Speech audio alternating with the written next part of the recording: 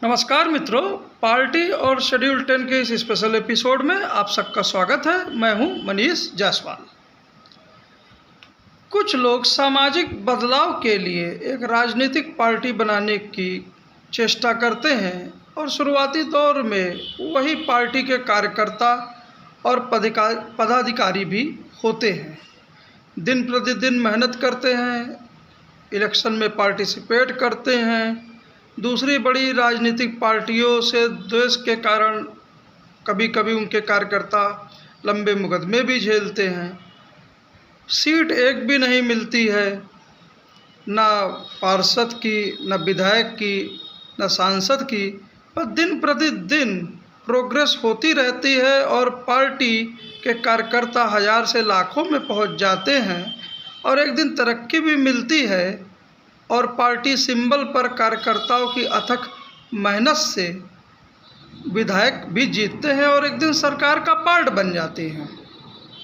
फिर एकाएक ये विधायक ही, ज़्यादातर विधायक अपने आप को ही पार्ट की समझने लगते हैं और ऐसे डिसीजन लेने लगते हैं जो पार्टी नेतृत्व के विरुद्ध होता है। पार्टी नेतृत्व जो पार्टी संविधान के जरिए उनके कार्यकर्ताओं के द्वारा इंटरनली चुना जाता है, उसके पास ऑप्शन क्या बचता है इस स्थिति में?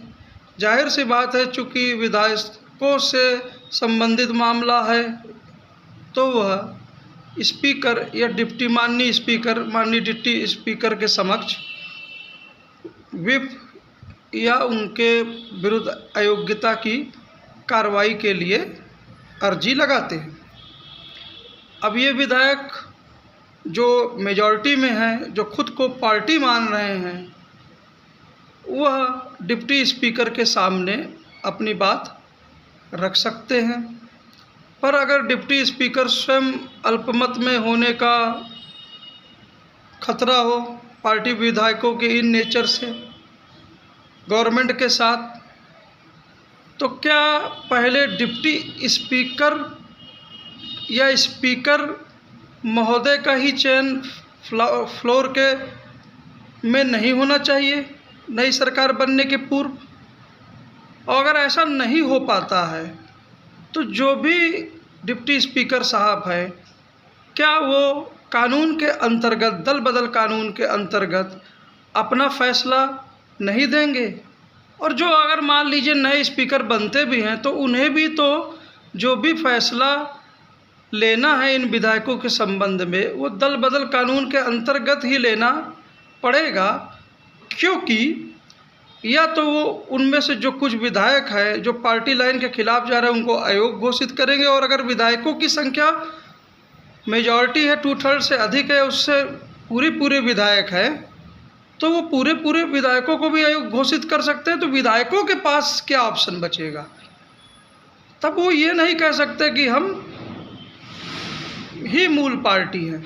पहले उनको अपनी सदस्यता बचानी पड़ेगी और बचाने का एक ही रास्ता है, वो शेड्यूल 10 के दल बदल कानून को बाईपास करने के लिए किसी दूसरी पार्टी में या तो मर्ज होना पड़ेगा या स्वयं अपना एक अलग पार्टी बनानी पड़ेगी।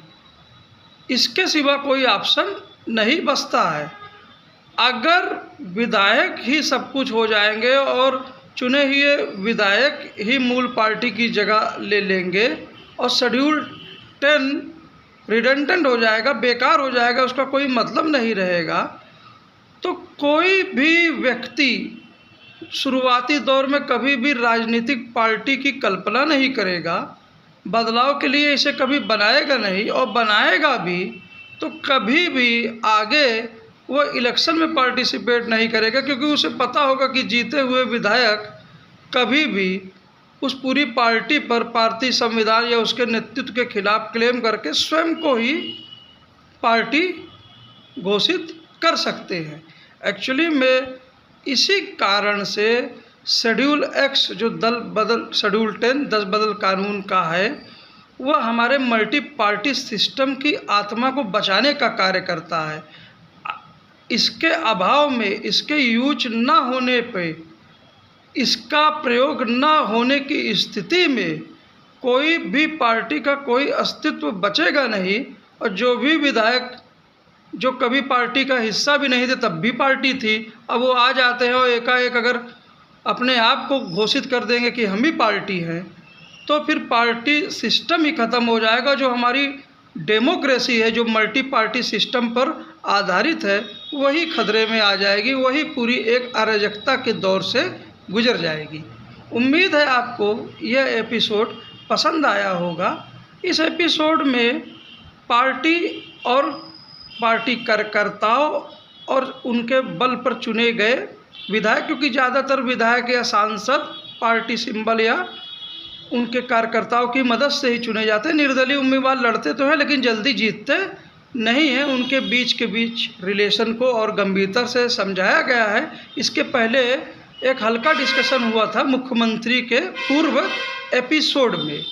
यहाँ व्यू पर्सनल है, इस एवज में इससे और भी अच्छे काउंटर व्यू का स्वागत है, तो उसके लिए कोई ऑब्जेक्शन नहीं। और ना ही इस व्यू से किसी भी तरह किसी भी चीज़ को प्रभावित करने की कोशिश की जा रही है जो अनलॉफुल होने या कोई भी कंटेम्प्ट प्रोसीडिंग का पार्ट हो सकती है।